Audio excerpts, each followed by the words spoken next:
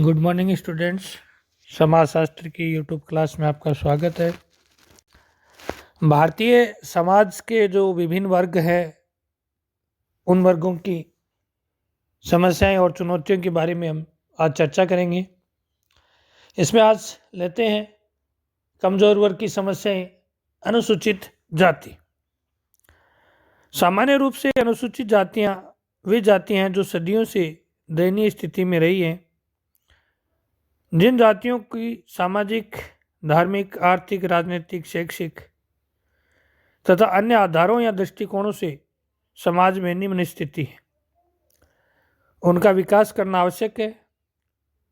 सरकार ने राज्य स्तरों पर ऐसी जातियों की सूची तैयार करवाई तथा उनके विकास के लिए अनेक योजनाएं तथा प्रावधान रखे। इन सूचियों में जिन पिछड़ी जातियों के नाम थे उन्हें अनुसूचित जातियां कहा गया।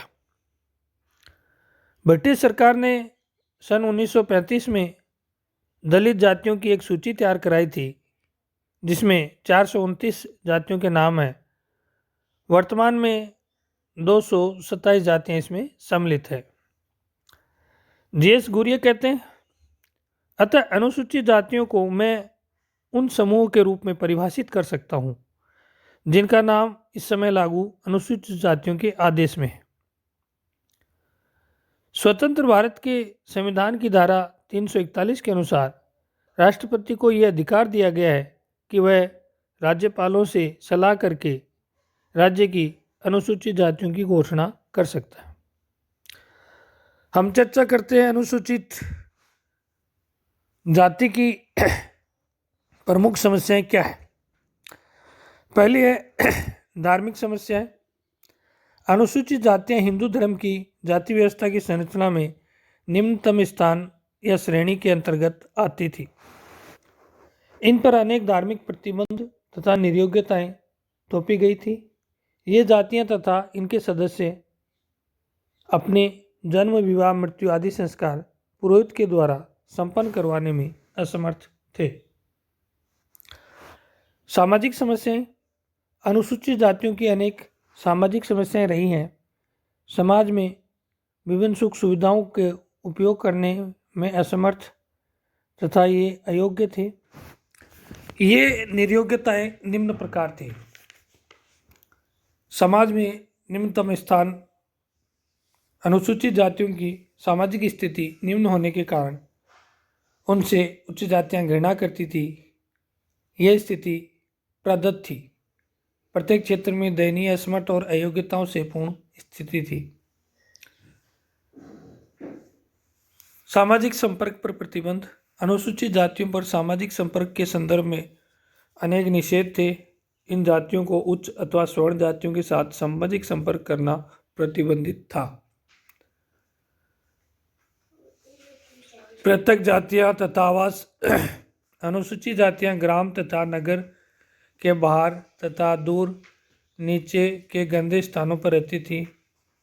इन निम्न जातियों की एक असमर्थता ये थी कि इन लोगों को स्वच्छ तथा साफ सुथरे स्थलों पर अपनी बस्ती बनाने का अधिकार नहीं था। सार्वजनिक स्थानों तथा सुविधाओं के उपयोग पर निषेध। अनेक अनुसूचित जातियों को पाठशाला आदि में प्रवेश निषेध था।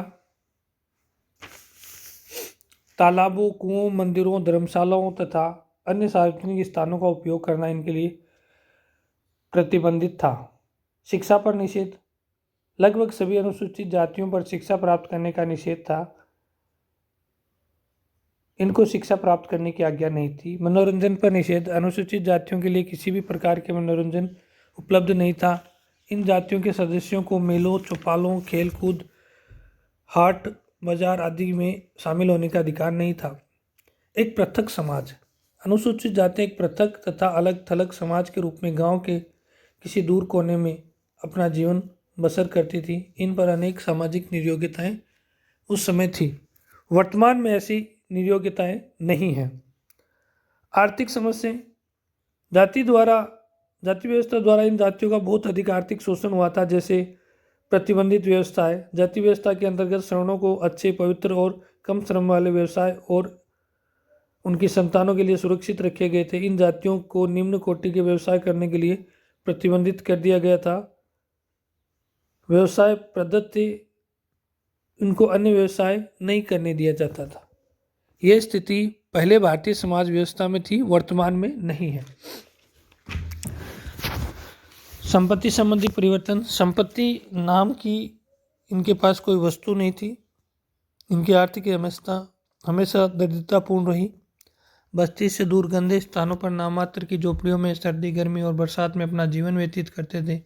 भोजन, वस्त्र और आवास की समस्याएं। कठोर शारीरिक श्रम के बाद भी वे अपने और अपने परिवार के भोजन की व्यवस्था नहीं कर पाते थे। वे हमेशा भूखे, नग्न आदि अवस्था में रहते। आवास सुविधा उपलब्ध नहीं थी। राजनीतिक समस्या। अनुसूचित जातियों को कोई राजनीतिक अधिकार प्राप्त नहीं था। ये लोग पंच और सरपंच नहीं बन सकते थे। सामाजिक और राजनीतिक संगठनों में इनको किसी भी सार्वजनिक या प्रशासनिक पद पर नियुक्त नहीं किया जाता था। स्वतंत्रता प्राप्ति के पश्चात भारतीय संविधान के द्वारा इन अनुसूचित जातियों को अनेक सामाजिक, आर्थिक, धार्मिक, राजनीतिक, शैक्षिक अधिकार प्राप्त हो गए हैं। वर्तमान में ऐसी स्थिति नहीं थी। अनुसूचित जातियों के विभिन्न समस्याओं के समाधान के लिए गैर सरकारी प्रयास, समाज सुधारकों, धर्मावलंबियों, नेताओं, सरकार द्वारा समय समय पर अनेक प्रयास किए गए।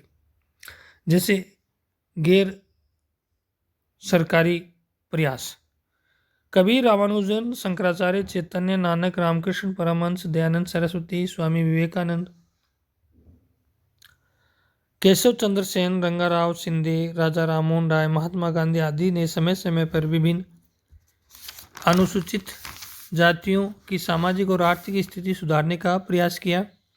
सर्वप्रथम ज्योतिराव फुले द्वारा अस्पृश्यता को दूर करने के लिए संगठित प्रयास के रूप में सत्यशोधक समाज की स्थापना की गई। अंबेडकर ने अखिल भारतीय दलित वर्ग संघ की स्थापना 1920 में की। इनके लिए धार्मिक और सामाजिक अधिकारों की मांग की।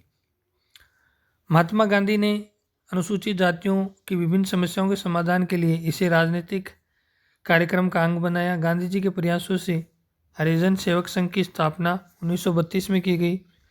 इस संघ के द्वारा किए गए प्रयासों के फलस्वरूप हरिजनों को मंदिर में प्रवेश का अधिकार मिला। Servants of Indian Society, Ramakrishna Mission आदि संस्थाओं ने अनुसूचित जातियों के सामाजिक कल्याण तथा विकास के लिए समय समय पर अनेक कार्य किए। दूसरा है सरकारी प्रयास। सरकार द्वारा अनुसूचित जातियों के कल्याण के लिए किए गए कार्यों को 3 भागों में बांटा जा सकता है। संवैधानिक कार्य। भारत के संविधान में अनुसूचित जातियों, अनुसूचित जनजातियों तथा अन्य पिछड़ों वर्गों का शैक्षिक तथा आर्थिक दृष्टि से उत्थान करने और उनकी सामाजिक अयोग्यताओं को दूर करने के उद्देश्य से उनकी आवश्यक सुरक्षा एवं संरक्षण प्रदान करने के उपाय किए गए, जो निम्न प्रकार हैं। संविधान के अनुच्छेद धारा 15 के अनुसार राज्य किसी भी नागरिक के विरुद्ध धर्म, वंश, जाति, लिंग और जन्म स्थान के आधार पर कोई भेदभाव नहीं करेगा। धारा 16। इस धारा के अनुसार राज्य अधीन नौकरियों या पदों की नियुक्ति के संबंध में समस्त नागरिकों के लिए अवसर की क्षमता होगी। धारा 17। इस धारा के द्वारा अस्पृश्यता को समाप्त घोषित किया गया। धारा 25। इस धारा के द्वारा इनको धर्म संबंधी स्वतंत्र अधिकार दिए गए। धारा 29। इस धारा के अनुसार कोई भी नागरिक धर्म, वंश, जाति, भाषा आदि के आधार पर किसी भी सरकारी सहायता प्राप्त शिक्षण संस्था में प्रवेश से वंचित नहीं किया जाएगा। धारा 38। इसके द्वारा यह व्यवस्था की गई कि राज्य ऐसी सामाजिक व्यवस्था की स्थापना करे कि लोक कल्याण में वृद्धि हो। धारा 46। इस धारा के द्वारा राज्य की ओर से जनता के दुर्बल वर्गों, अनुसूचित जातियों और जनजातियों को आर्थिक और शिक्षा संबंधी विशेष सुविधाएं देने की व्यवस्था की गई है। धारा 330, 332, 334। इस धारा के द्वारा संसद तथा राज्य विधानमंडलों में अनुसूचित जातियों एवं जनजातियों के लिए स्थान सुरक्षित किए गए हैं। धारा 164। इसके द्वारा अनुसूचित जातियों के कल्याण व हितों की रक्षा के उद्देश्य से राज्यों की सलाहकार परिषदों विभागों की व्यवस्था की गई। अस्पृश्यता अपराध अधिनियम लागू किया गया 1995 में। राज्य अनुसूचित जनजाति विकास निगमों की स्थापना की गई। राज्य सफाई कर्मचारी राष्ट्रीय आयोग की भी स्थापना की गई। इस प्रकार सरकार या राज्य के स्तर पर अनेक प्रयास किए गए जिससे जनजातियों का उत्थान हो। धन्यवाद।